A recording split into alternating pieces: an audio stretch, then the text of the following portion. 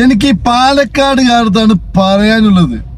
എന്തായാലും അവിടെ BJP ഉദിക്കാൻ പോകുന്നില്ല, BJP വരാൻ പോകുന്നില്ല. വരുന്നത് കോൺഗ്രസ് തന്നെ. അതായത് നമ്മുടെ രമേശ് പിഷാരടിയാണ് വരുന്നത്. നാളെ എന്തെങ്കിലും ഒരു ആവശ്യം വന്നാൽ നിങ്ങൾക്ക് MLA എന്ന നിലക്ക് അങ്ങേരെ കാണുന്നത് ഏത് മുഖത്തോട്ടാണ്?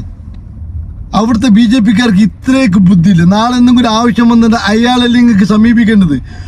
വോട്ട് ഇട്ടില്ലെങ്കിൽ ഒരു പ്രശ്നമൊന്നുമില്ല.